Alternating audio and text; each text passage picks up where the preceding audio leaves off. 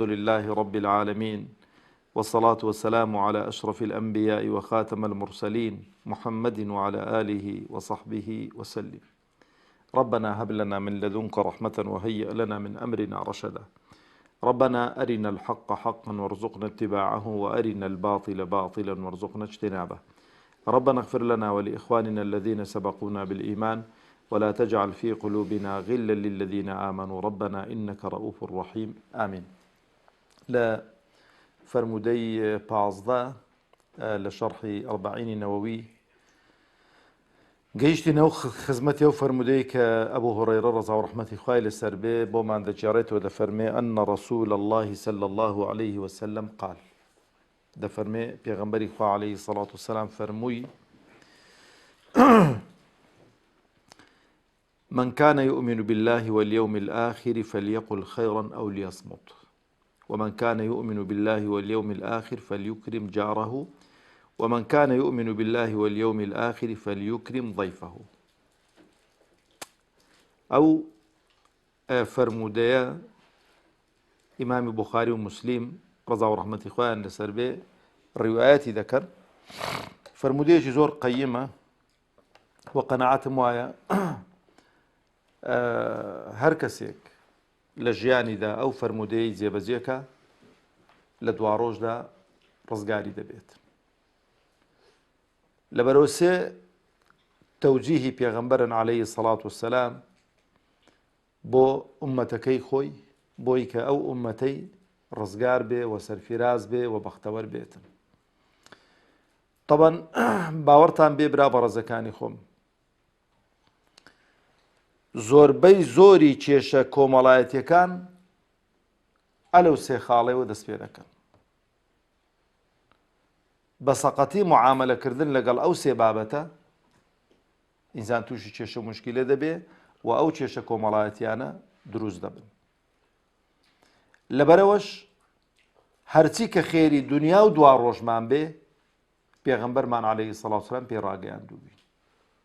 ماوەتۆ سەر ئێمە تا چەند پێی وە پابەند دەبین. هەر ئوممەتێک کە ئوممەتی پێغەمبەری عەلەیهی سەڵات وسەلام گەورەترین ئوممەتی سەر ڕووی زەویە، ئوممەتانی پێشی ئەو هەموو فەضائیل و چاکە و حەسەنات و ئەو هەموو تەوجیهاتە ڕەبانیان بەڕاستی بە پاچی بۆ نەماون. زاناکانیان، تاجیرەکانیان، سیاسیەکانیان بەشێکی زۆری ئەو تەوجیهاتی پێغەمبەرانیان گۆڕی عەلەیهیمو سەڵات وەسەلام. بەڵام هەوەی پێغەمبەری ئێمە عەلەیهی سەڵات وسەلام بە پاچی ماوەتەوە، بەبێ دەستکاری کردن. و هەر قەومێک ئەو تەوجیهاتانە جێبەجێ بکات دەبێتە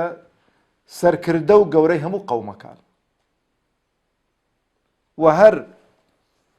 عەشرەتێک ئەو تەوجیهاتانە وەکو خۆی جێبەجێ کات دەبێتە گەورە و ناودارترین عەشرەت لە دنیا و لە قیامەت. هەر عائیلەیەک، هەر ئینسانێک ئەو تەوجیهاتانەی خوا و پێغەمبەری خوا جێبەجێکەن، هەم دنیایان دەبێتت عەفوەن هەم قیامەتیشیان دەبێت. ئێمەش برا بەڕێزەکانی خۆم، ئەم پێم خۆشە هەموو دەرسێکە گەنە بێتە هۆی مەلەل بوون بۆمان، ئەوەی دووبارەکەمەوە بەڕاستی ئەو دەرسانە بۆ ئەوەن کە ئینسان لە ژیان و ڕۆژانیدا جێبەجێ کات. چونکە هەر فەرمودەیەکی کە گوێمان لێ دەبێت، هەر ئاەتێکی کە گوێمان لێ دەبێت، هەر هەڵس و کەوت و مەواقیفێکی پێغەمبەری خوا عەلەیهی سەڵات وسەلام گوێمان لێ دەبێتە ئەرگ لەسەر شان. و بەڕاستی عوزرمان نابێت لە ڕۆژی دوایی کە جێبەجێمان نەکرد بێت. لەبەرەوەش ئەوەی کە ئەوڕۆ لە عالەمی ئیسلامی دەیبینن برا بەڕێزەکانی خۆ، لە ناو موسڵمانان دەیبینن ئەو پەرتەوازەیی و ئەو گۆشتی یەکتر خواردن و ئەو بێهێز و پێزیە هەمووی دوورکەوتنەوەی لە مەنهەجی خوا، دوورکەوتنەوەی لە جێبەجێکردنی سیرەی عەمەلی پێغەمبەری خوا عەلەیهی سەڵات وسەلام. بە نزیکیمان لە مەنهەجی ڕەبانی،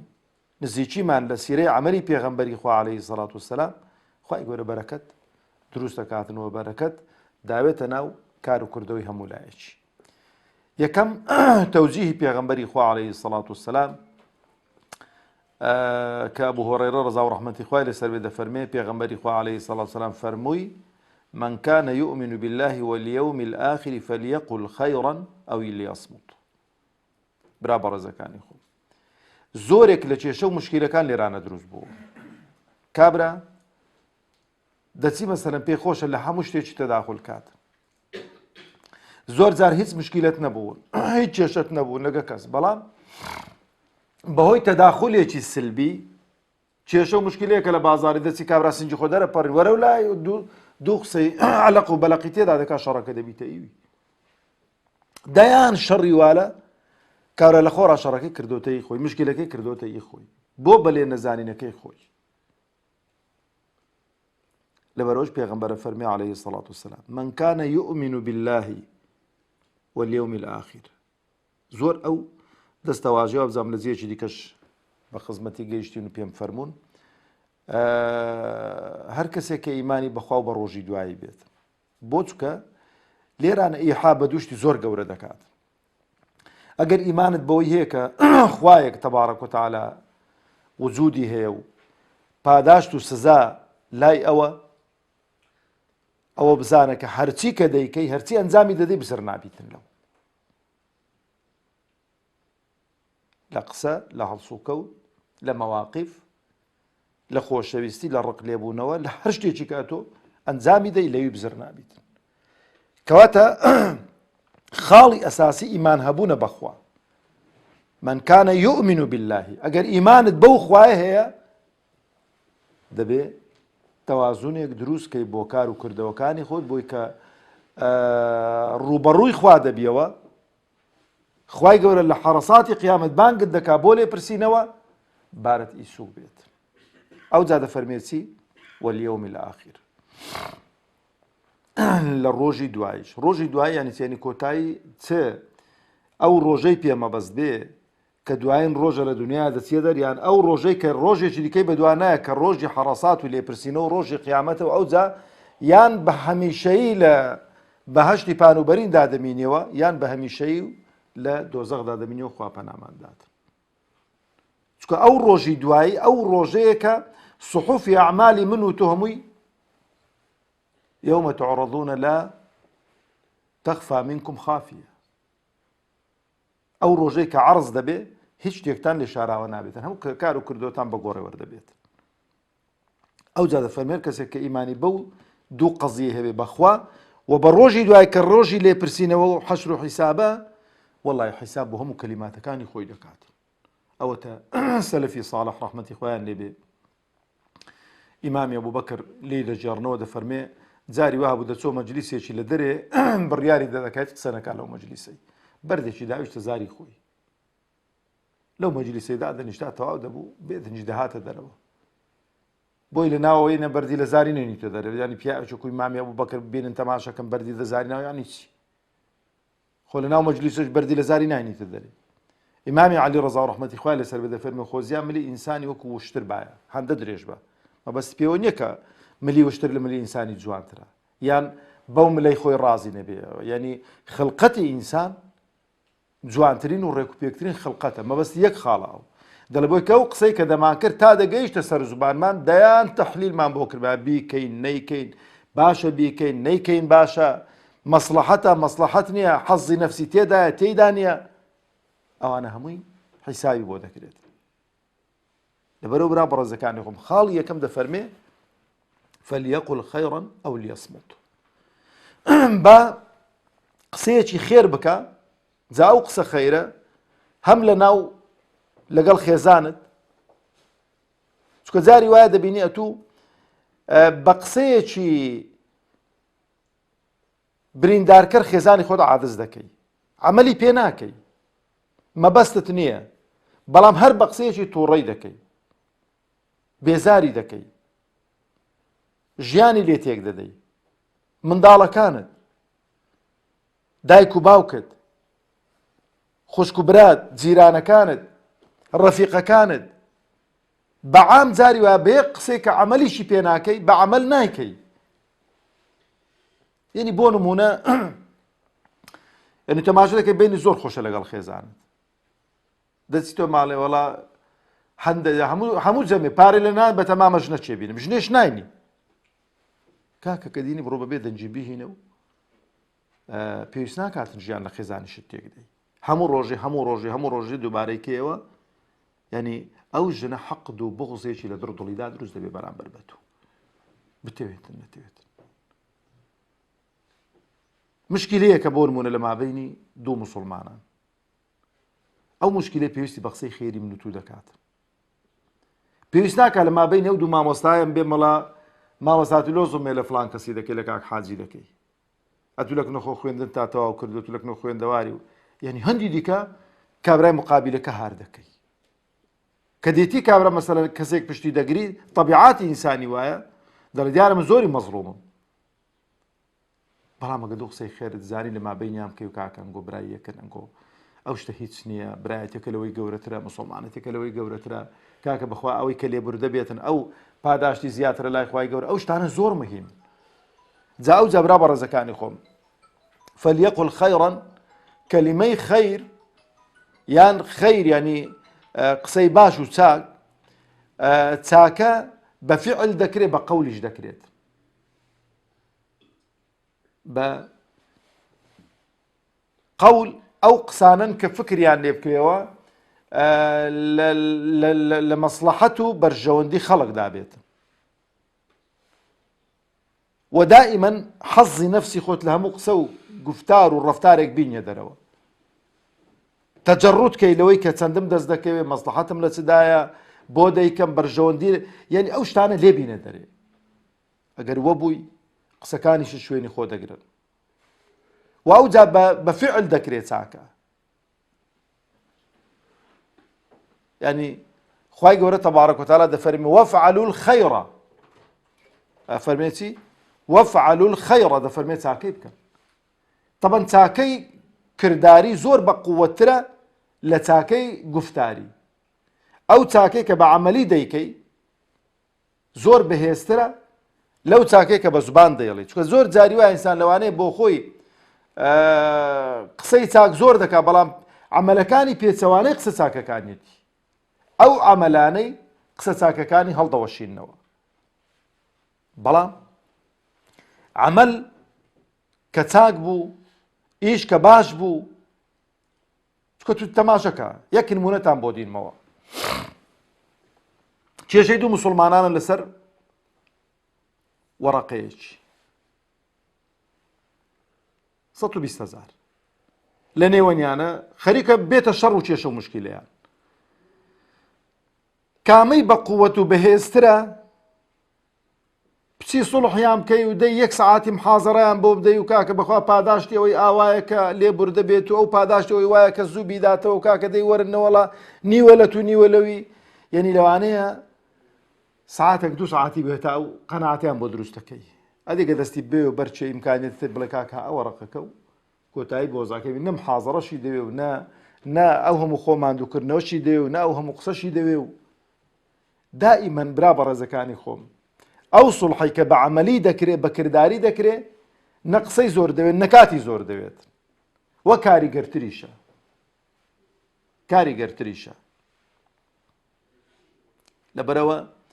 نمونە زۆرن ئینسان بیان هێنێت و بەڵام بە بابەتەکە درێژ نەبیتن ئەو لیەسموت ئەگەر خێرت پێ نییە زوبانت باکانگای شەڕ نەبیت بێدەنگ بە باشترە بۆت نە مشکلەی لە مابینی خەڵکی دروستکە نەباری خۆشت ئەفۆن قورسکە لە بۆ دوا ڕۆژت بۆ چونکە ئینسان هەر لەفزێک ما يلفظ من قول إلا لديه رقيب عتيد هەر قسەیەک لە زوبانمان بێتە دەر قەسەم بەخوا نووسراوە جا بە چاکە فەچاکە خەرابە فەخەرابە تۆمار دەکرێت جا لەوەش قوڕستر زۆر قسە دەکەین زاهیریەکەی ئێمە هەمومان پێین شتێکی باشە بەس خوای پەروەردگار تەبارەک و تەعالا ئاگای لە نیەتی کردنی ئەو قسەیە لە ناخی ئێمەدا چونکە جاری ئەمە قسەیەک دەکەم بۆ ڕەزامەندی مامۆستا لێرانە یان بۆ ڕەزامەندی کاک حاجیان هەر برایەک لەوانە ئەو زۆری دڵ پێخۆشە بەڵام من تەماشا دەکەم بە نیەتێک دیکەم قسە کردووە بۆی بۆ نمونە ئەوی تەشجیعکەم لەسەر ئەو هەڵوێستێک هەڵوێستەکەی لەوانەیە زەرەری وی بی لەسەری بەردەوام بێ ئاها خوای گەوراگەی لەو نیەتەیە ئەو دڵخۆش دەبێت بەو پاڵپشتی من بۆوی بەڵام لە دواڕۆژدا خوای گەورە محاسەبەم دەکات دەڵێ عەبدی من ئەتۆ نیەتت ئاوا بوو لەبەر ئەو خاڵە و ئەو خاڵی ئەو ئیشت کرد بە تایبەتیش ئەوڕۆ ئەوانەی ڕاوێژکار و مستەشار و جەهەر ناوێکیلیان دەنێ وەڵاهی عەزابێکی زۆر سەرسەخت ئینتیزاریان دەکات لە دواڕۆژ تۆبەی نەکەن لەسەرەوەی کە ئەو دەسەڵاتدارە فاسق و فاجر و بێدین و مولحید و ئەوانەی کە دەرچوون لە شەریعەت و لە دینی خوا کە بە هەموو شێوەیەکی مەدح و ستایشیان دەکەن و هەرچی کردیان قوربان ئیشەکە زۆر جوانە قوربان هەموو خەڵک و چ کابرای گوتی لە خزمەتتدای هەموو خەڵک ستایشت دەکا و هەموو خەڵک خۆشی دەوێ پێچەوانەکەیەتی چا ئەو جا دەفەرمێ پێغەمبەری خوا عەلەیهی سەڵات وسەلام دووبارەی دەکاتەوە ومن كان يؤمن بالله واليوم الآخر خۆ دەکرا هەرسێکان لە دوویەک ڕێزکات بەڵام بۆ گەورەی بابەتەکەی و بۆ هەستیاری بابەتەکەی و بۆ وەبیرهێنانەوەی قەزیەکان کە ئیمان هێنان بەخوا و بە ڕۆژی دوایی کە سابت بوو ئەوانە مەجرای خۆیان وەردەگرن دەفەرمێ فەلیوکریم جارە با ڕێز لە جیرانی خۆی بگرێت پێغەمبەری خوا عەلەیهی سەڵات وسەلام ڕۆح و گیانمان بە قوربانی بێ دەفەرمێ ما زال جبريل يوصيني بالجار حتى ظننت أنه سيورثه دەفەرمێ هەندە لێی دووبارە دەکردمەوە کە چاوت لە جیرانەکانت بێ چاوت لە جیرانەکانت بێ تا گەیشت مێرکو بڵێ گومانم دەبرد کە دوایە بێتەوە بڵێتن کاکە جیران میراتی جیرانی دەبات ئەوەندە حەقی لەسەریەکە وە جیران برا بە ڕێزەکانی خۆم حق و حقوق و جیران زۆرە لەسەر یەک دیکە ئەزانن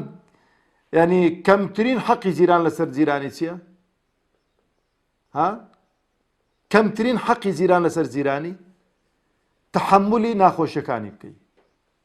ئەوە کەمترین حەق ئاگاتان لێ بیت یعنی منداڵی لە منداڵت دەدا تەحەمولکەی خێزانی قسەی ناشیرن بە خێزانت دەڵێ تەحەمولکەی بۆ خۆی تەشقەڵانت پێ بکات جار تەحەمولکەی پیسایی فراداتە پێش ماڵەکەت تەحەمولکەی ئێدینەکەمان ئاوا لێ کاک بەس زاری وایە تەماشا دەکەی کوڕەکەی منداڵن کاکە شەڕ دەکەن شەقە چالەوەی داتوو بەخۆ بەو زرتە زەلامن بەخۆ بەو زرتە زەلامن غار دەدەیت دوو شەقانی لە کوڕەکەی دەدەیەوە ئەو موسیبەتێکی گەورەیە بەڕاستی کەمترین حەقی جیرانی لەسەر جیرانی تەحەمولی ناخۆشی و ناڕەحەتیەکانی جیران عولەما دەفەرمون چێ جیرانە هەندێک پێوەریان داناون لە ڕابردوو پێوەرانە لە ئەو بۆ ئەو سەردەمەی ئێمە ناشێن دەبێت گۆڕانکاریان تێدا بکرێت بۆ نمونە دەفەرمێ چل ماڵ ئاوە مەشریق مەغریب شیمال جنوب باکوور و باشوور یعنی چواردەورەی خۆ چل ماڵ حیساب بکەی ئەوە بۆ گوندنشینی ئەوانە دەبوو قەدیم چکە خەڵکەکە لێک نزیک بوو ماڵەکان کەم بوون بەس ئێستا بۆ نمونە ئەگە چل عیمارەی لە شوێنش لە شارێکی فراوان بێ چل عیمارەی حیساب بکەی لەولای ئەکاتە یەک شاری گەورە ئەکاتە یەک شاری گەورە ئەوە قسەی من نییە مەسەلە ئیجتیهادی من نییە بڵێمەوە عولەما ڕەحمەتی خۆیان لەسەر بێ قسەی دەکەن یعنی کەثافەی سوکانی و ئەو ئەبراج و ناطحات و سەحاب چکە تو ئێستا جاری وا هەیە باڵەخانەیەکی گەورە مەسەلەنەوە لە تەنیشتی ماڵێتوە ئەو باڵەخانەی لەوانەیە 300-400 ماڵی تێدا بیتن وانە پێغەمبەریش عەلەیهی سەڵات وسەلام بێچێک لە هاوڵان دەفەرمێ مەرەگەتان لێنا شیوتان لێنا مەرەگەکە ئاوی زیاد کەن و بۆی تەعاهود جیرانک لۆ جیرانەکەی بنێرە بۆی دڵی پێ خۆش بیتن یاخرەوە ئەگەر ئاوا بکەی مەسەلەن ئەو پێوەری جیرانانە لە بە قەناعەتی من وایە بە عورف دەیگۆڕیتن ینی کەثافەی سوکانی دەیگۆڕیتن بەرحاڵ ئێستانەکە ئەوەی کە مەسەلەن ئەمە ئەو ماڵانەی دەور و بەرمانن و جیرانمانن دەبێ شریعەتی ئیسلامی چۆنی لێ داوا کردوین دەبێ وا هەڵسوکەوت و معاملە بکەین. ئەو جا لە ئاخیری دەفەرمێەوە من كان يؤمن بالله واليوم الآخر فليكرم ضيفه. ئەوەی ئیمانی بەڕخوا و بە ڕۆژی دوایی هێدیسان دووبارەی دەکاتەوە با ڕێز لە میوانەکەی بگرێ. ڕێز لێنانی میوان زۆر بە کورتی برا بە ڕێزەکانی خۆم چەند شتێکن. میوان تا 3 ڕۆژان میوانە. پیا و ساڵحان 3 ڕۆژان کە برا میوانیان با قسەیان لەگەڵ نەدەکرد، هەر خزمەتیان دەکرد. پاش 3 ڕۆژان دەیانگۆ کاکە جا لە خزمەتە داینە چیشێک تێفەرموو. ئیمە هێشتانە کە کابرا قونی دانەناون لەسەر دۆشەچێ فەرمو قوربان ئیشێکت هەبوو هێشتانە کە دانەنیشتێت نە چات داوەتێ نە ئاوت داوەتێ جاری وایە لەبەر دەرکەی نایاڵی بێتە ژۆرێ لەبەر دەرکێ کابرا جەڕە سالێدایە فەرمو کاکە چیشت هەیە دێتە لێگەرە بابێ مە ژۆرێ بزانم داخۆچ کابرای گوت چیشم هەیە بزانە من بۆ هاتووم. یعنی ئێستانە کە مەسەلەی میوانداریەتی بەتایبەتی لە شاران نەماوە کاک. یعنی وەرە تەجروبەی کە ئەتۆ لێرە لە سۆران بڕۆ هەولێرێ بڕۆ سلێمانی بڕۆ ماڵێکی نەدیتی و نەناسی ئی برسی بەخۆ بەڵێ مەتعمانە بەڵام کاکە پارە موێنیە هەڕوو لە دەرچێ دە سەلامون عەلەیکوم هەر لە دەرچێ ناڵم بچێ ژۆرێ تا کونیەت لۆ دەرنێنن فەرموو کاکە چیشت هەیە خێر ئەمان ناسی بۆ هاتووی خۆ نەشی فەرمووە ئەو میوانە چێ فەلیوکریم ضەیفە و ضەیف ئەو کەسێکە بچی گۆتی دێتە ماڵەوە جا بە هەر ئیشێکی هەبێت ڕێزی لێ بنی. ڕێز لێنانەکە ئەوەیە کە لێی گەڕێ با ئیسراحەت کە هەناسەیەکی هەڵکێشیتن چاچی بۆ بێنە ئاوەکی بۆ بێنە طەبیعیشە کە ئەو کاتێک کە چات دایە ئاوت دایە ئەمە ناڵم تا 3 ڕۆژان خۆ بێدەن کە لەوێن دەرێ بەڵام بەگە ئیسراحەتی کرد چات دایە ئاوت داوی ئەخۆ بەخێر بێ وەزت چۆنە ماڵ و منداڵ ئەرێ خەڵکی کوێن دەرەی هەندێک پرسیاران لێ بکەیت طەبیعیە ئاخیری کاورە کە قسە توێنەمان قسەی وێنەمان ئەو جاولە کاکە وەڵا لە خزمەت دامە خاڵە یان خوشتی بەڕێزم ئەگەر ئیشێکت هەیە فەرموو ئەگە ئیشەکە بە من بکرێ با بۆ جێبەجێ بکەم. ئەوی زۆر بەدڵخۆشی و ئەم کوردەواری خۆمان قسەی زۆر جوانیان هەن کوردەواری خۆمان قسەی زۆر جوانیان دەڵێ با نانت جۆ بێ بەڵام با خوڵقت گەنم بێت. ینی مەبەستەکە چییە ینی با ڕوت خۆش بێ لەگەڵ میوانێ گەنانی جۆشی دەیە ئەو کەسێک کە دێتە ماڵەوە. یعنی جاری وایە کابرا دەچێ ماڵی ئەوە خۆیان بە مۆبایلی و مەشغوڵ کردیە ئەو نیشانەی چی ینی کاکە وەڵای من زۆری سەرگرانم بە هاتنێت و کاکە سەبرت هەبێ خۆش کابرای گوتی دنیا کاول نەبووە یان ئاچووە لەوێ دانیشت هێشتا ونە چۆ خوردە وردە کابرا خەوە دینیتە خۆ هەموو لۆچە بۆی کابرا زوو هەستی بڕوات خراپە ئەو شتانە. ئیکرامی ضەیف لە چەند شتان کوردەکەمەوە. یەکەم ڕووخۆشی، دوو ئەو شتەی کە هاتە پێشکەشیکە ناڵێم بڕۆ مەسەڵەن قەرز کە ناڵێم تەکلیفی مالای و تاق ناکەم لێ قەوماو بوو بە گوێرەی توانات هاوکاری بکە و بەڵام بۆ خۆشمان چکە ئەومەش دەگریتەوە لە کاتێکی وا بەسەر ماڵی کابرای دانەدەین کە کاتی ئیسراحەتێتی بەڕاستی ئەوەش دەور دەبینێ لەمە و دوا بۆ نمونە هاوینە